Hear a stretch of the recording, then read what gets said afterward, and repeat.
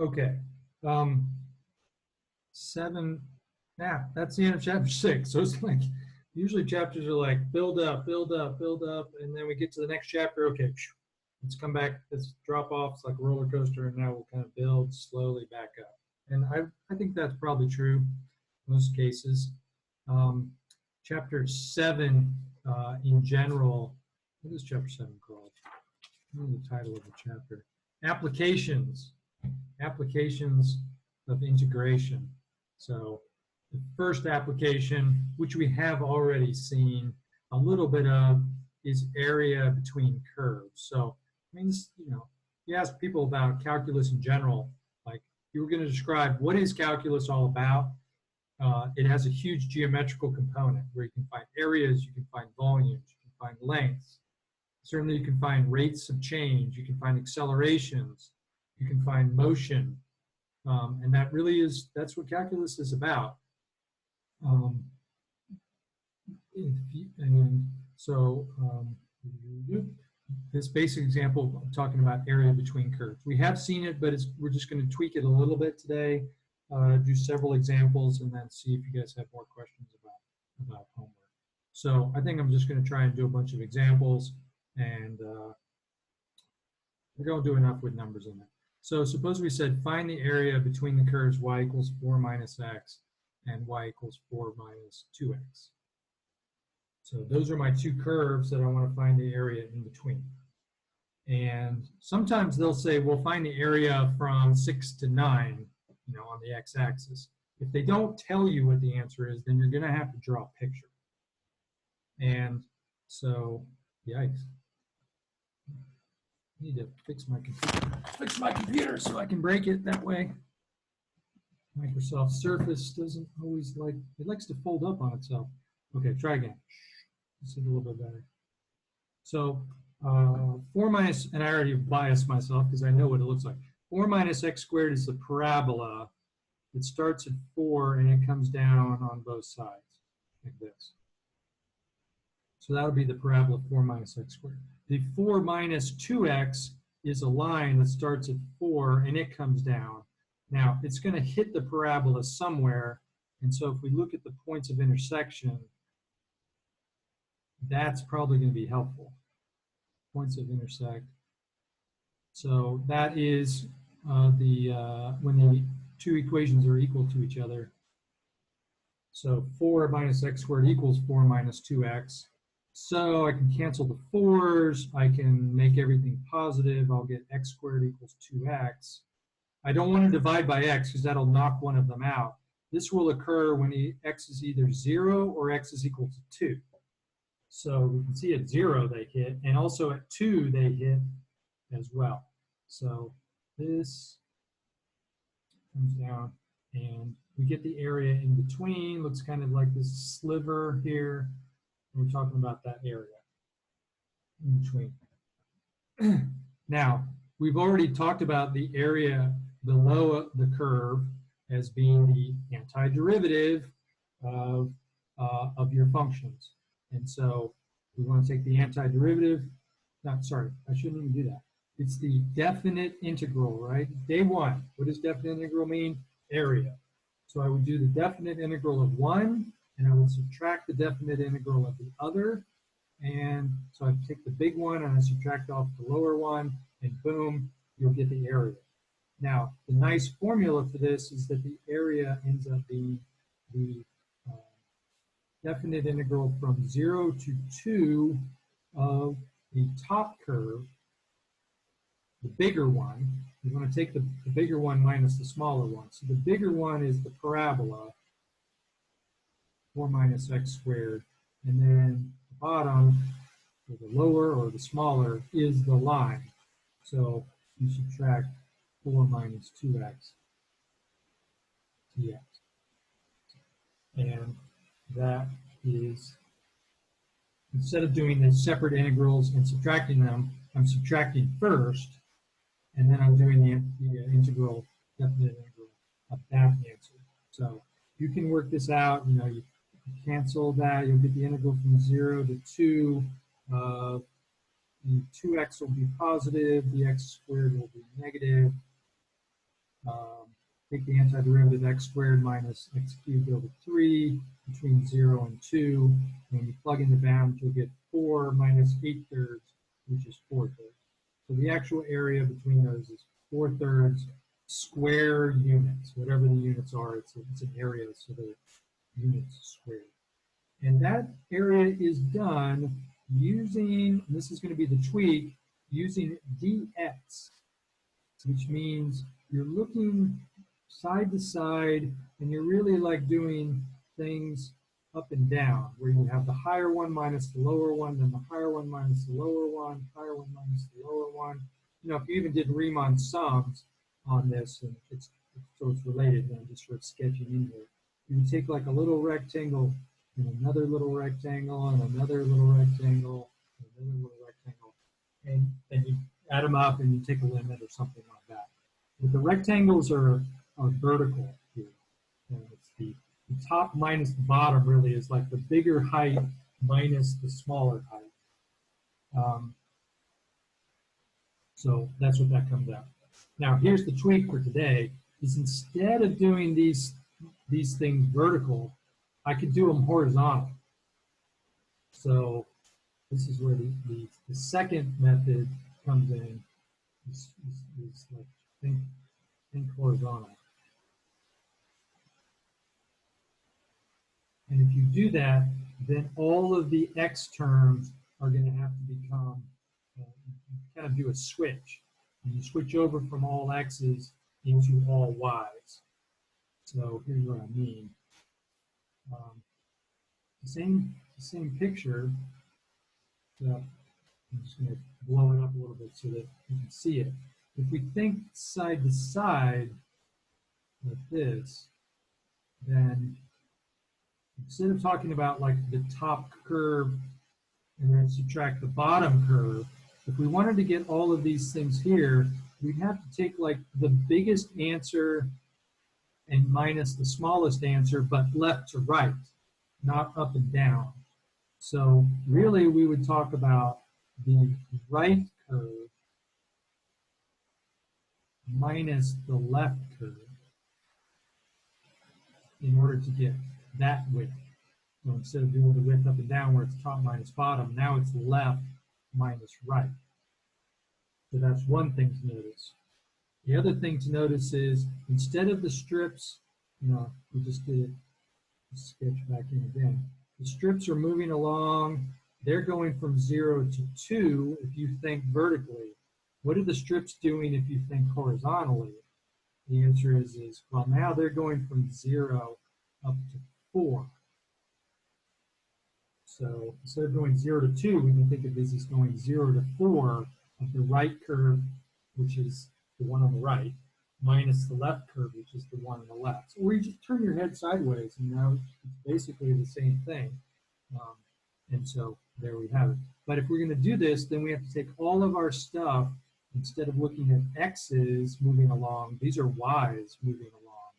We have to convert all of our x's into y's. And what I mean by that is, if we take our 4 minus x squared, convert that, meaning basically solve for x. So, take that and solve for x. So how do you solve for x in this case? Well, you bring the x squared over, and then you bring the y over, and you'll get x. You basically switch the places of the variables here. And then you take a square root. And whenever you do that, you really should be careful to say plus or minus the square root. But if you look at your picture, you're in the first quadrant. So everything in the first quadrant is positive x's and positive y's. So really, you can just say I have the positive square root. And that is this curve written in the reverse order. Okay, so when you say think horizontally about it, and when you say think horizontally about it, what exactly are you trying to imply here? What exactly is the goal in this instance? Because I mean, just find the area that can just be done with integrals. I'm trying to find the area either as an integral in terms of x functions or in terms of y, and you can do either way. Okay. Yeah, that's what we're trying to do. Okay. And I know it's like we've been doing x, x, x, x, x all along. So it's like, well, duh, the answer is just the integral from 0 to this of the top curve minus the bottom curve and dx. And now you got to think, well, what does that really mean? It means we're finding really lots of these areas vertically and then adding them up, which is kind of what the symbol means. And this dx, if you think back, that dx is really like, it's kind of like a little width of all of these rectangles.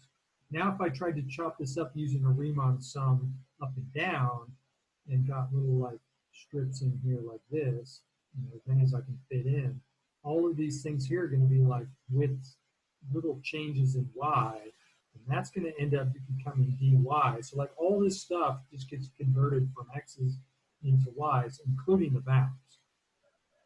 So if I just started off the entire class again and said, why did I chop the x's up to get this to work? I could have equally just chopped the y's up and done the Riemann sum up and down instead of side to side.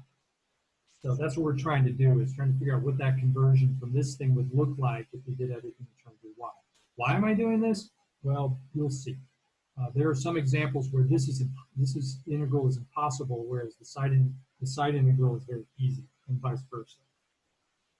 So let me just finish this off, and then we'll do plenty of examples, and hopefully that will start to kick in your brain. So that converts this equation. What about the other equation? Y equals 4 minus x. Convert that into x. So how do you do that? Well, you can switch the location of these two. So that'll be 2x equals 4 minus y, and divide by 2. So 4 minus y over 2, or 2 minus a half of y, or whatever. And now I have these two new equations. This is the left equation. No, it isn't. It's the right equation. The curve that in your picture is on the right. So that's the right equation. This is the left equation.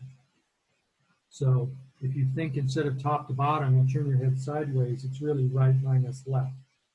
So if I put all this stuff together, the same area, because it's the same area, can be calculated this way.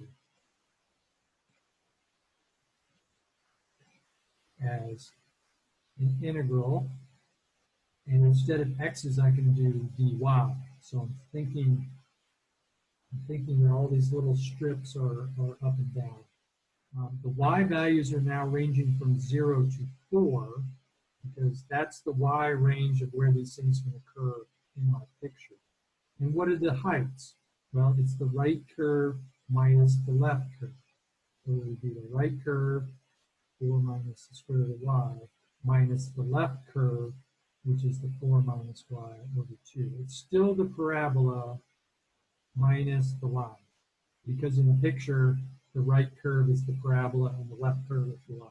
Also, the top curve is the parabola and the bottom curve is the line. So it'll always be that this subtraction goes in this order. So this is exactly the same answer as what you would get if the area is equal to this, as if you computed it in the other direction. And so if you work this through, find the antiderivative, plug in all the bounds, you'll also get 4/3, because it has to be the same area. It's not like you're doing something totally brand new. It's just a rewrite in a different format. So, that's basically the idea. So let's just do a couple more of these problems to see how this really works out. So let's see. This is actually one of the examples in the book, 7.143. It says here are the things. Find the area bounded by these curves. So here's one of them. Y equals 2 plus the square root of x. The next one looks a little strange, but it's 3 minus x minus 1 squared, and just y equals 2. So In this case now, it's not just two curves and you draw them and you see the picture, you have to draw three.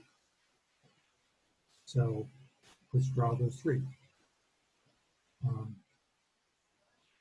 I was actually wondering something else too, possible. Okay. What would exactly be the point or application or necessity for finding the area of curves from different viewpoints of x or y, or transition between the two axes? It will turn out that for some functions, one of the integrals will not have an antiderivative. But the other, if you convert it to the other way, it will. Okay. So just from a pure computational point of view, that's one reason. This one here gives actually a second reason why you might want to do it, is because if you plot these things, so y equals 2, that's easy. Y equals 2 is just a line, just a flat line at height 2. 2 plus square root x. Well, square root x is like a sideways, top of a sideways parabola. And then the plus 2, now we go back to like pre-calc. What does the plus 2 do? Oh yeah, it shifts the graph up by 2. So that one starts at 2 and it comes out this way. So that one is 2 plus square. Okay. What does this one do here? So let's see. So this one shifts the graph 1 unit on the x-axis, and it shifts the graph 3 units up on the y-axis.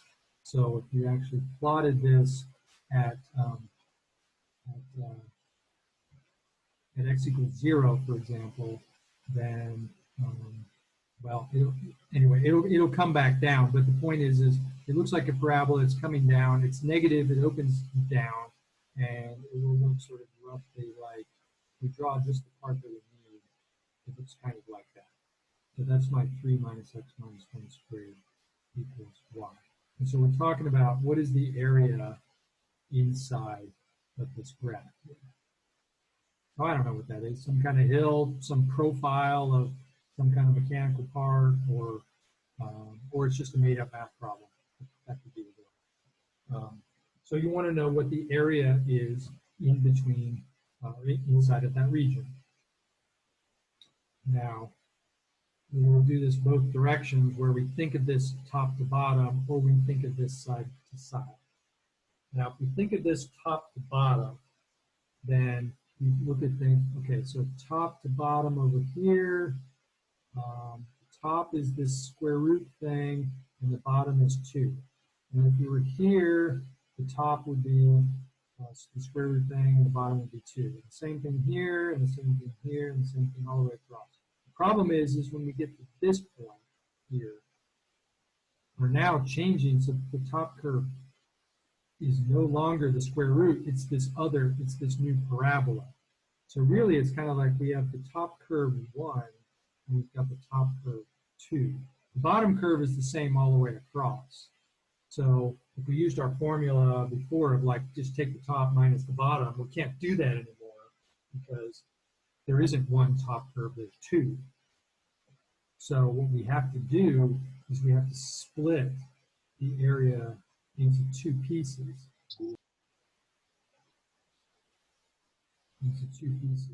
And one of them is I'm sorry. over here. Oh, hold on, sorry. That's not area 1, and this here is area 2. Go ahead. What were you saying? I was asking how exactly are the 2 tops and 2 bottoms in this instance? Well, if I said, anytime you draw a region and said find the area of it, it's the integral of the top curve minus the bottom curve, right? Yeah. Okay. What is the top curve to this object that I've shaded? It's like this thing right here. Mm-hmm. The problem is that's not one function. So I couldn't just do like the top function minus the bottom function, because part of the top curve is given by the square root, and part of the top curve is given by the parabola. Oh, okay, I see. Yeah. So if I split it into 2 parts, I have to figure out. That is crazy. What's that? About the floaties. Okay. Maybe we can. Hell of people here today. Maybe we just haven't been on the beach in a minute. Let's get some color too. Don't tell him that his mic is on. Yeah. Don't tell him. No, don't tell him. Just let this conversation go on. Oh, look at that cadet love for his fellow cadet. All right, so we have to figure out where this breaks. Like, where do these two curves hit? And so we have to, you plug in some points. You can figure out, okay, at 1, this curve will be 3, and this other curve will also be 3. And plug in 1, this will be 3 minus 0. So that means from 0 to 1, we have one area, and from 1 to whatever this is, at that point is, well, it turns out to be 2, where the parabola hits the y equals 2. So from 1, and this is definitely not the scale anymore, but from 0 to 1, we get one region, and from 1 to 2, we get another region, and the top curves have changed. We have to split it into the integral from 0 to 1 of the top curve, which in that case is 2 plus square root x, minus the bottom curve, which is y equals 2. And that would be dx. That's like region 1. Region 2 is the integral from 1 to 2. That's the second part. But now the top curve is this 3 minus x minus 1 squared. And the bottom curve is 2. So top minus bottom, but on the regions where it is actually the top and bottom curve. So to get the total area, then we would then add those two answers together. So at least you have to break it into 2 problems in order to work this out. Now, coming up on slide 20 here, so this could be a problem, but anyway, if we rewrite it to think left to right, then this curve looks like this, or this region looks like this. Here's 2. We've already seen that this is 3. It's going to come up, and then at a point at 1, it's going to change to this other thing, and that turns into 2. And that's not quite, let me just make this a little bit more pronounced. Really, it's just like one curve, and then here it changes to another curve. So this is the right, but in this picture, now think side to side, no matter which area in here in the middle we're looking at, this one here is always the right curve, and this is always the left curve. So no matter where we are in this region, if you turn your head, it's like you're always hitting the right curve on one and the left on the other. So I'm only going to have one integral from 2 to 3 to also give the area if you think y term. So if we convert all of these things, the right and the left curve, from x's into y, and we do right curve minus left curve, and do that integral, we only have one integral, and we'll get exactly the answer that we want. So let's figure out what these were again. So there's y equals, what is it, 2? Yeah, 2 plus square root x. Convert that to x. And this is the left curve here, as you saw in the picture. So how do you solve that? So you bring the 2 over, subtract the 2 over, and then you square both sides, and that will be my left curve. So that's the thing that's going to get subtracted off. And what's my right curve? Well, that's this y equals 3 minus x minus 1 squared, and convert that, convert that to x. So how do you convert that to x? Well, you switch the location of these two things, and you'll get x minus 1 squared equals y minus 3. And now you take a square root, and you figure out if it's a positive or negative square root, and it's actually a positive square root. So you get positive y minus 3, and then you add the 1 over. You get x equals square root of y minus 3 plus 1. So that one there is my right curve, and this one here is my left curve. So if you're going to do the area formula here, we will take the right curve, which is the square root of y minus 3 plus 1, minus the left curve, which is y minus 2 squared. And that's one integral as opposed to two that we had before.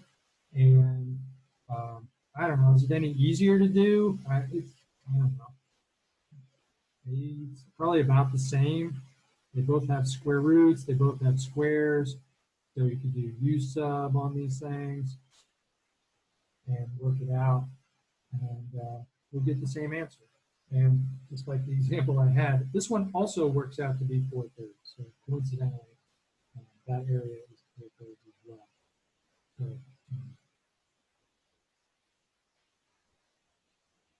So that's area between curves. It's really just draw the curves, figure out what the integral is going to be in one direction by looking at top curves and bottom curves, and then working it out again in terms of left and right curves, and see if you get the right answer for both. You should get the same answer because it's all representing one area.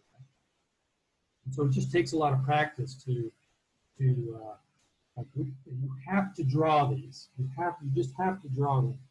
If you're like, well, I'll just do it one way, and if it turns out to be negative, then I'll just change the sign to be positive. And the problem is you might get some curves that look kind of like this, and it says find the area in between. Well, now you have two, and even if I do this more pronounced, you might have a third area. And so over here, the line is the top curve, and then it becomes the bottom curve, and then the line again becomes the top curve. So straight up, like one curve minus the other is definitely not going to work. So you have to draw the picture, figure out the regions where your integral is from A to B and to C to D in this one. Work out those three and then add them up. We're not talking about signed area. We're talking about true positive area between the two curves. So we have to figure out this positive area, add it to this positive area, and then add it to this positive area, and add those three things together. Okay. So I am out of space. So apparently the VMI is getting a new contract with Zoom, which will open up more capabilities. We're currently under the very long trial version of this. So here's what I think I'm going to do is I'll probably hop out of Zoom and restart the session. I'll save all this into one area. And if you want to come back in like 2 or 3 minutes and work on these, work on some other homework problems, come back. If not, then just work on the homework on your own. And yeah, and then we'll just meet again tomorrow. So sorry we ran out of space, but we did quite a lot there today going over the test. So yeah, I'm going to hop out and in like 2 minutes log back on. And if you're here, we'll chat. If you're not, go work on the homework. And have a great rest of your day. Yeah. See you back here in 2 minutes if you're interested.